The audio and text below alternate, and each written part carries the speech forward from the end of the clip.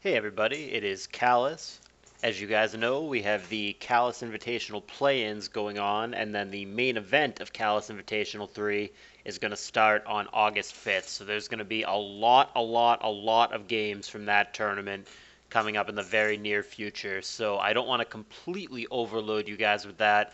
So I figured I'd mix in some other stuff as well. So I'm going to show you this game, which is a ladder game played by myself. I'm on this clever alt here, ladder. See what I did there? I made it recently. It's only like 1300 right now, but we'll get it up to 15 soon enough. My opponent is a brief history. I have no idea who it actually is, but I've seen him on the ladder recently, and coming into this game, his account's over 1500, so presumably being 1500 plus, it is someone good that I would instantly know if I knew their real name simply playing on an alt, because that's what the good players do. So this is just a ladder game. Get it underway here. You guys are going to like this lead. Ready for this one, boys? This is a real team. I'm not trolling. Get ready for this. It's a drum roll. It's an Arcanine. So I briefly consider here switching. I have a Blissey. This Arcanine is... You'll see the turn 1 play. It's really cool. It's kind of techy. The credit on this tech goes to Markop. I was on the bad end of this. He beat me on ladder the other night with this exact same lead. Granted, the rest of the team is very different. But what prompted the idea and what made me, air quotes, borrow it, because no one steals in Pokemon. Well, good pun, actually, because my Arcanine steals in Pokemon. Ah? There's the tech. So it's lead Arcanine, he's itemless, he goes Thief. The whole point of the set is to bait out the bulky water, because like the obvious switch into Arcanine is something, a Swampert, a Coon, a Milotic, whatever. So the whole point of the lead is to just immediately Thief and grab their lefties. Now, what you want to do from there is totally different matter and up for debate. And I haven't played enough games with this team yet to really know if what I'm doing is optimal. Markov took a more offensive approach in our game, and like I said, he crushed me pretty good. But he had like a Metagross, an aggressive T-Tar, stuff with Boom, blah, blah, blah, and just went really ham. I think he had a Heracross, but my games might be blurring together. I went a different way. My goal with this team, because like I said, I have a Blissey, I was trying to steal the lefties off the bulky water right out the gate, and then basically just transform into a toxic Sandstall kind of team. I don't know if that's right or wrong. I don't actually have spikes on this team, and when I first started building it, I thought that Skarmory was like an automatic addition, and like maybe I could put Roar on Arcanine, which it learns, because like its move pool is so crappy anyway, right? So like at first I was thinking Flamethrower, HP Grass, Roar, Toxic, and I could use the Roar to maybe catch some things. Like if I switch Arcanine in on like Celebi or Jirachi, something like that, and when I know they're going to switch in fear of a fire move, I could just roar them out and stack up spikes. But that is not the way that I ended up going with this build of the team. So now Blissey comes in because what do I fear from Coon, right? And it's so early that I have no idea what he's doing. So he goes Coon, he Calm Minds out, he switches here, and I just made the generically safe play. This is Aroma Bliss, so I don't have a status move. It's just Aroma Ice Beam, S-Toss, Soft Boiled. So the just generically safe attack here is S-Toss. Obviously, I'm not going to Ice Beam there into the Coon. And I catch a Pert. I know that it has lefties, so it's not End Pert or something funky. And I go to my Lotic, which is just a very generically safe answer to Swampert. I have a lot of Swampert hate on this team. I have 3 HP Grasses plus Milo, so I'm really well set up against that poke, really trying to hit it because I don't actually switch into it super duper well, but I'm trying to compensate for that. I go Surf here. I get a lucky crit that probably doesn't matter this early on something that resists it, but luck is luck, I suppose. An unrevealed Celebi came in, took it fine.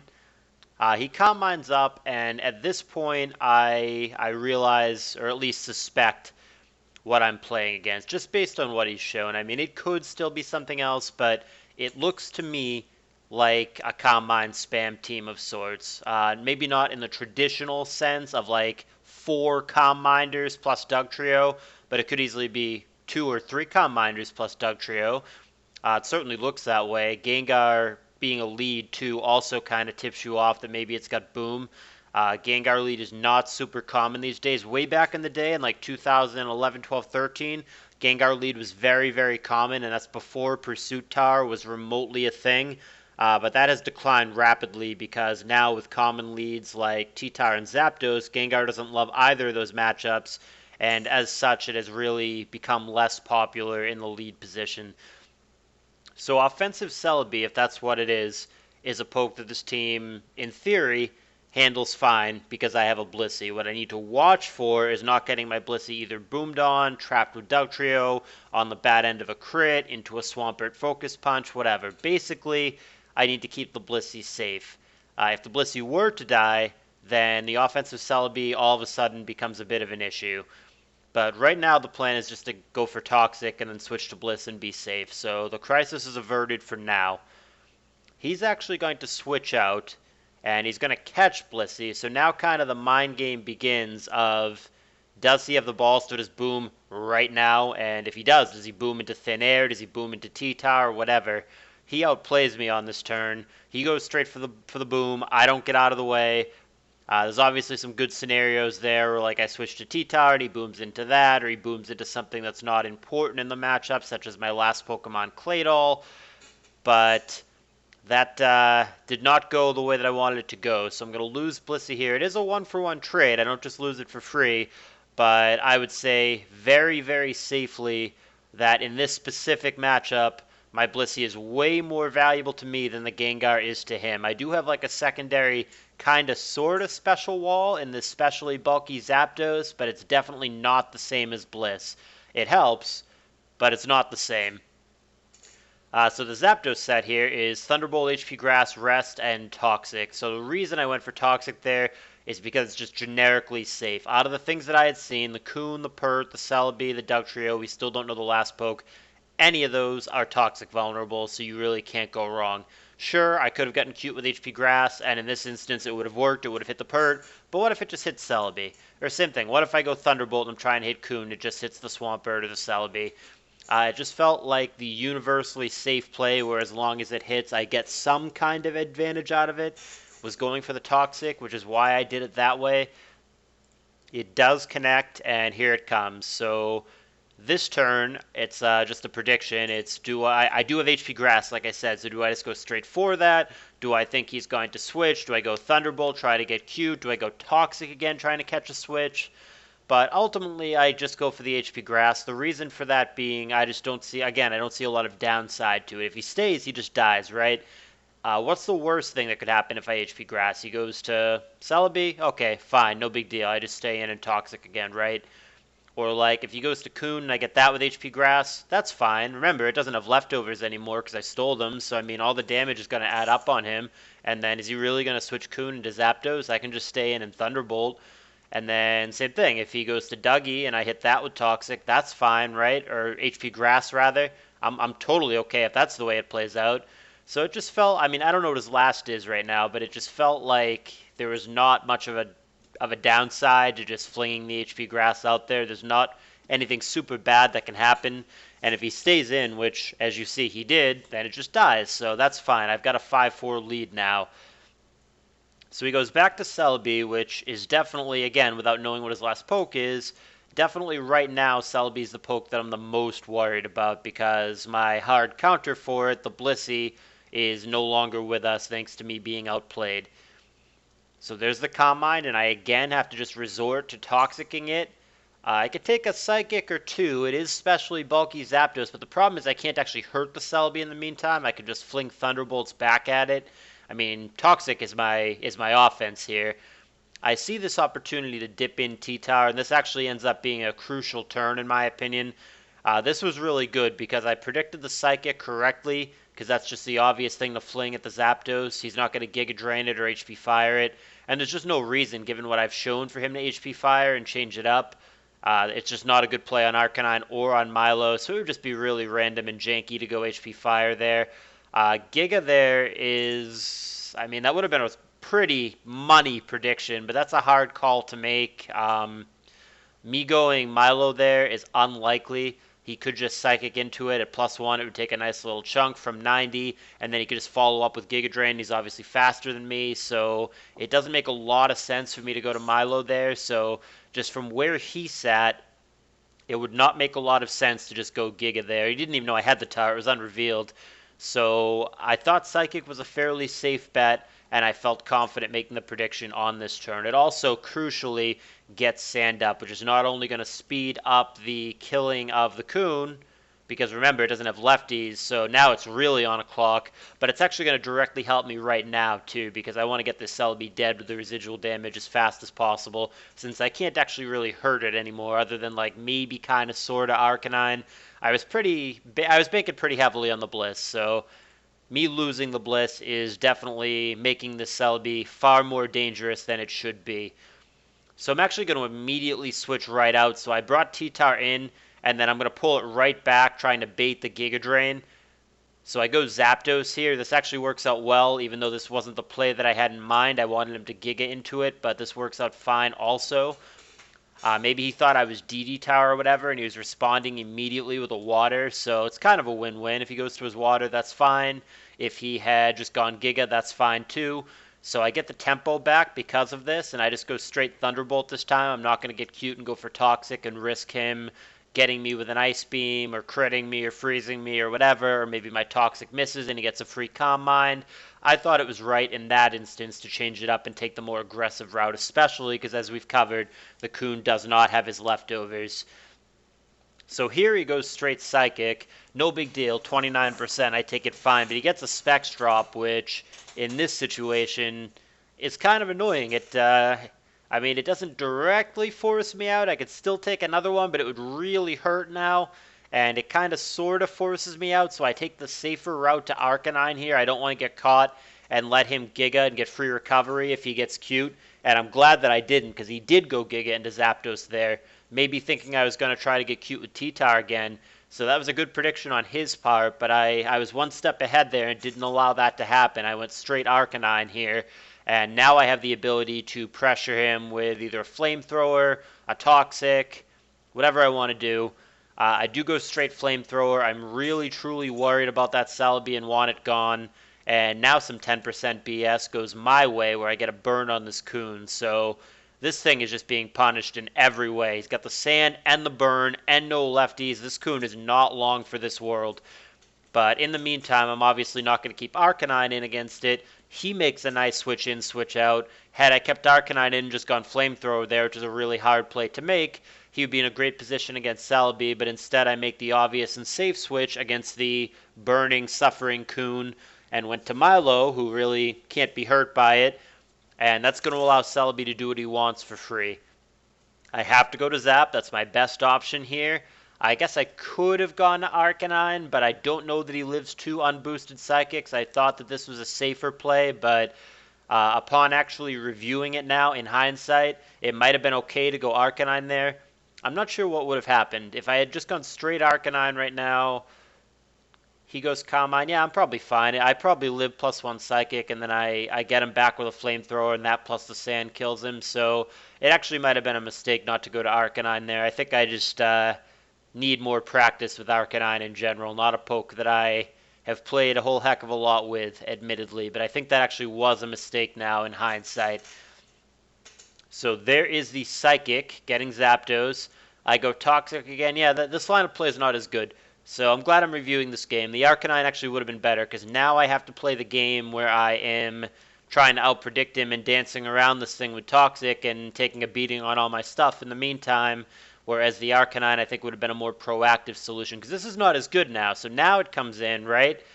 And he's going to go for Giga Drain, which, 22%, not a big number, but it's actually a big deal, right? Because I think at 80, whatever I was at, 87%, I could live a +1 Psychic, even if it's just barely, but now at 65%, I don't know that I do, and I'm going to have to keep dancing around the Celebi. So, yeah, like I said, I think I screwed that up. Live and learn, that's why we have these games, that's why I review them. Hopefully you guys can take something away from this.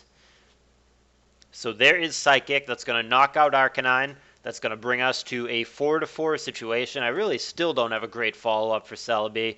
So this whole song and dance here that I'm doing, trying to dance around it, bait him to use certain moves, toxic stall him out, this whole thing could have been avoided had I just taken a better route. So definitely this is all a domino effect of the mistake that I made. I put T-Tar in, immediately pull it out, trying to bait the Psychic, or the Giga Drain rather, what am I saying? And there is the Giga Drain. So that worked out the way that I wanted it to. Giga is the obvious thing to try to hit the T-Tower with, so it's going to bounce off Zapdos, and I'm going to get out of this scotch-free. Had he gone Psychic there, maybe it's a different game. I don't know how important the Zapdos is. It really depends on what his last poke is. And he's going to show that here. It's Raikou, so as it turns out, Zapdos is not going to be that important. If it were Roar Zapdos or a healthier Zapdos, that's a different thing, but with the set being Thunderbolt HP Grass, Toxic Rest, that's just not going to be helpful here. If I rest on the Raikou, it's going to set up on me all day. If I try to go blow for blow with it, not only will I lose because of my health, but also he's got Calm Mind and I don't, so that's not going to end well. And if I go for Toxic, he could just block that with Substitute. So all things considered, the Zapdos not very good in this situation. Granted, it's still an offensive threat to both Coon and Dougie, but I'm really not worried about those. Remember, my last poke is Claydol, so I'm really not worried about the Dougie, and I mean, the Coon is mildly a threat, but I mean, as long as I have my load tick, it's really not going to be an issue. Milo's at 90% here. I can just sit there and wait until the Coon dies to the residual damage, which is not going to take that long. The Coon's at what, like 40? Yeah, 47 and burnt. So really the only threat is the Raikou here. So from where I sit, this play is extremely straightforward. I'm not going to switch my low tick into Raikou here. Zapdos doesn't beat it. I can go to T-Tar here. That gets a little sticky if he predicts that and gets me with a Dougie or the Coon on the way in, or if he crits me or powers me or whatever. So the only two plays on my end are T-Tar or Claydol, and against Raikou, Claydol is obviously better. So straightforward play for me, just going to go to that. It's actually very specially bulky, not because of Raikou, but because of trying to win the 1v1 against opposing Gengar. But the special bulk is going to come quite in handy in this specific situation. He subs up, probably trying to capitalize on a mistake from me, such as me going for Toxic and having it blocked, and because Substitute's just a generically safe thing to do on a switch. There's Hidden Power, super effective against Doll, doesn't tell me anything. It's either Grass or Ice, as it almost always is. Could be either one, since Doll has such crappy typing and is weak to pretty much everything. And I'm just going to pop the sub with EQ. So he doesn't want to fight this fight. Not surprising. I, of course, just stayed in and went for EQ again. That's going to hit the Coon for 25%. It's low, it's burnt, it doesn't have lefties. So really not worried about it. I can just safely switch to Milo here, which I believe is what I do, if I'm remembering correctly. He makes a nice play here, trying to get ahead of the Milo, because it's so obvious that I'm going to go to Milo. He actually pulls it back and goes to Raikou and sets himself up with a good matchup. And what he's doing here is he's giving himself an opportunity to BS out, which is always the right play. Give yourself a chance. So I go to Claydol, right? But like he could crit me right here with Hidden Power, and then all of a sudden the next Hidden Power would kill me. So he's giving himself a BS opportunity. I don't know that I love the Substitute. It feels like this is basically the same as if he had just gone straight for Hidden Power, only if he doesn't get the crit, he just has less HP to try again next time. Like, I think the better play was just Hidden Power and then get the fuck out if he doesn't crit me. Like I said, I think this just results in him having less HP overall. So I think that was a minor mistake on his end. But nonetheless, he went for sub. He then follows up with Hidden Power, of course. It does not crit me. EQ pops the sub. And now I don't know that a crit even kills me. The last one did 30%. I'm at 65, so gotta scroll up to see how much the other one did. Oh, it did 30% both times, actually. So if that's an accurate damage roll, then I'm probably pretty safely out of crit range. And now, certainly, that I'm going to get some more lefties, I am definitely out of crit range. So I don't know how he gets out of this. I'm certainly not going to let my Claydol die to Dugtrio here. That is not an option. The Claydol is very important to finish off the Raikou. So we're just going to get out of the way. Going to go to Milo, which just isn't very exciting in this situation. I could have gone to Zapdos too. Maybe in hindsight I go to Zapdos, but I really wasn't worried about anything that Milo was going to do. Even if he had predicted this, even if he had gone for Earthquake, that doesn't get him anywhere, right? Because then I just go to Claydol and I click Earthquake, and it's damned if you do, damned if you don't. He's stuck on Earthquake. He either loses the Dugtrio, who just sits there helplessly, or he switches Raikou into it. So even if I lose the Milo here somehow, I don't know where that leaves him or how he wins from that position. So I'm just recovering, getting the Milo as healthy as possible. I'm in no rush to fight this fight. I'll fling Toxic at him here. It's going to connect, and I'm just going to speed things up at this point. There's not too much more to see with this game. I'm just going to keep recovering here. I want the Milo at absolute full health. I'm really not in any rush. There's no reason for me to click Surf here. I end up healthier if I go for Recover and then the Toxic kills him, as opposed to he hits me and then I kill him with Surf. So it's just a minor thing that gets me just a smidge more health.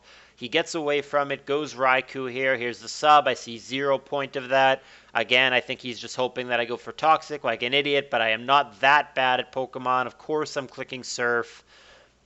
That's going to take out the Raikou, and he concedes without playing it out, which is not a big deal. It would have been 1 or 2 more turns at most. All he had was the Dugtrio, and there just isn't a move that Dugtrio could use that would get him out of this situation, given what I have left.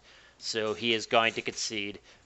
And that is going to take a nice 31-point chunk out of his 15-17 ladder rating, because, like I said, my alt at this time was only at 13-12?